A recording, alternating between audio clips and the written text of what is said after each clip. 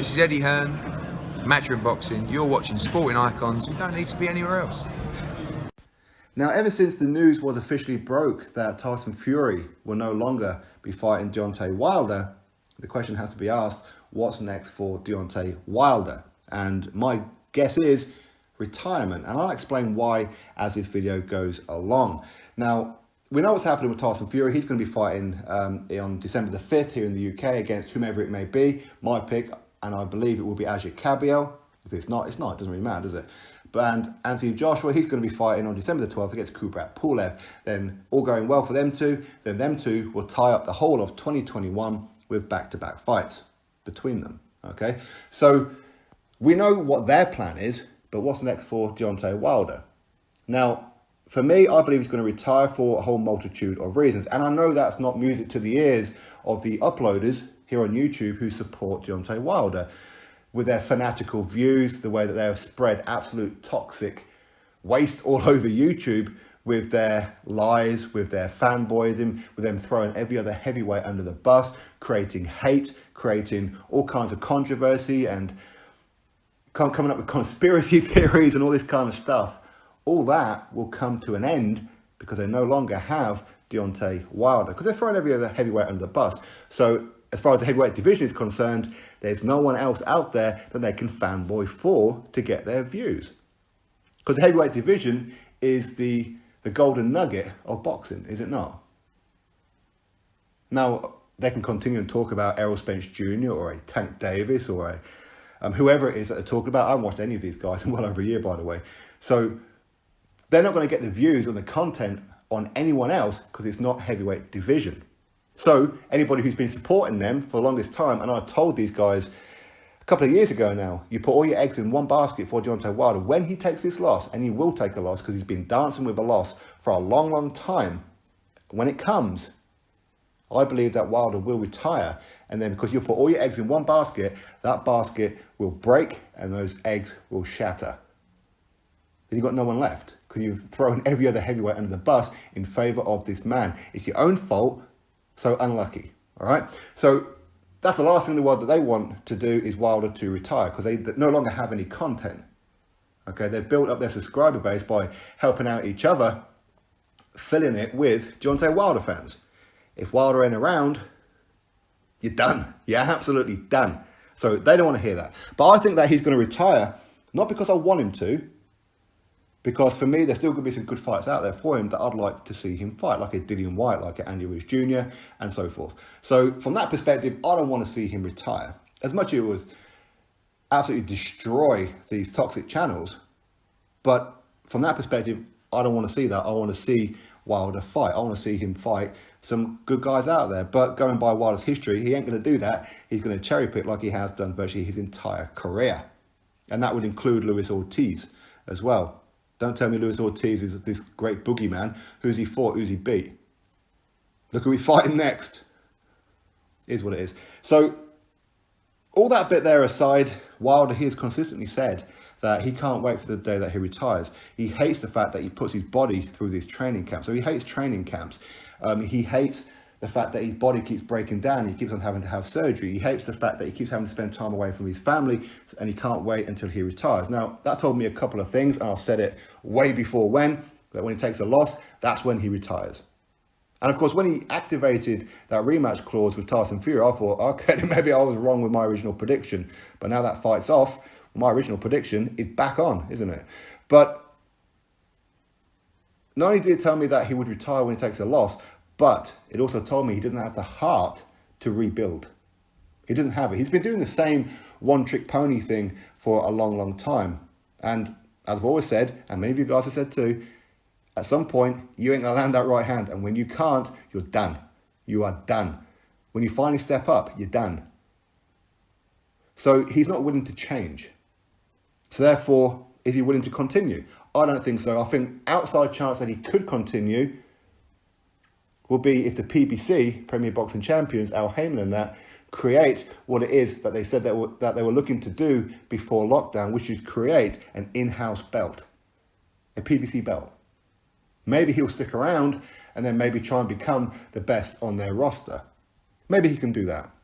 But of course, it's quite difficult for him to come back anyway, because at some point he's going to have to face the press, isn't he? If he retires and sails off into the sunset, he can avoid the press because his fans have embarrassed him. His fans will be the reason that he retires because they embarrassed him with all the conspiracies and all the excuses. They made him look weak. They made him look pathetic.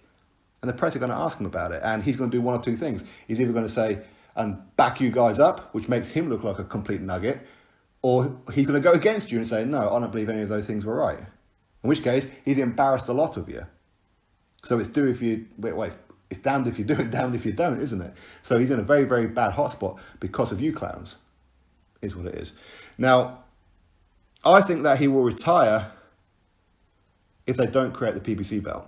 Because when you look at all the other titles, what belt can he go for? There's none that he can go for. He can't go for the WBC. He's about 18 months or a year or so behind getting an opportunity with the WBC. I've said it before, I'll say it again. If you think that Fury's going to get stripped of this WBC and Wilder get awarded a vacant WBC World Heavyweight title, it ain't happening. You've got an interim champion out there, Alexander Povetkin currently. If Dillian Whyte beats Povetkin, then Dillian Whyte becomes the interim champion. So therefore, he would become the full WBC World Heavyweight Champion. And then a mandatory will be called 12 months after that. If that scenario was to happen, if Tyson Fury was to get stripped or vacates the belt anytime soon. But for me, that ain't going to happen anyway. But because Fury and Joshua are going to be tied up the whole 2021, the WBC is off limits, isn't it? So what's Wilder going to do for the next 18 months? What's he going to do? So WBC, out the way. WBO, Usyk, he's next. 12 months after Usyk fights for that belt, then maybe. So again, you're still talking about another year, 18 months for the WBO. Same with the IBF. The IBF, Kubrat Pulev, currently right now. 12 months after December the 12th is when the next mandatory will be due. That doesn't mean the next fight will happen on December the 12th next. It just means that's when it will be due in 2021, at the end of 2021. So what's Wilder going to do for the next year? And again, for him to fight for any of these belts, he's going to have to get it back into contention. He's going to have to work his way back through and become the mandatory. There's too many killers out there. He ain't doing it. He ain't doing it. I'm telling you, he ain't doing it. And for me, I think that Wilder, he will retire now. Because I can't see him rebuilding. He's too old to rebuild from one perspective because he can't change. If he had the tools in the bag that he could become a more skillful boxer, a more rounded boxer, then he would have done it a long time ago. And he can just bring that out when it's needed. But he allowed this contract to expire. He and his team put in the expiry date on this contract. Bob Arum confirmed that earlier on today. It was Team Wilder who insisted that this contract have a deadline. So they knew what the deadline was and they let it pass. I'll tell you that they didn't really want the fight. So for me, I think that Wilder will retire now. As I said, there are some other fights out there that I would like him to be in, but I don't think it's going to happen. Even if the winner of Povetkin and Dillian Whyte become the WBC interim World Heavyweight Champion, of course they will be anyway, and the mandatory challenger, they could defend that position against Wilder.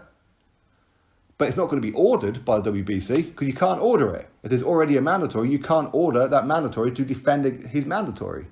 You can't order it. It's never been done in the history of the WBC as far as I'm aware. So, and are they going to give him a voluntary? Of course they're not. Both Povetkin and Dillian Whyte have been on the receiving end of abuse from Wilder, being frozen out, avoided by Wilder. So why would they give him a voluntary? I think if anybody does, it would probably be Dillian Whyte just because he wants to get in the ring and bash up Wilder. But it's unlikely, right? And again, Wilder, he's going to have to take B-side money in all this, then, isn't he? Wilder is back to what he always was in truth, which is a B-fighter, a B-side fighter.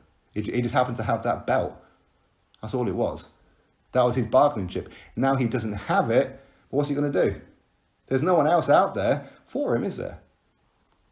The big paydays when he's taken on Fury, 15 or 20 million, however much it was, he ain't going to get that fighting Andy Ruiz Jr. He ain't going to get that in a third fight with Luis Ortiz or a rematch with Chris Arreola or a Charles Martin or a rematch with Dominic Brazil or anybody else on the PBC side.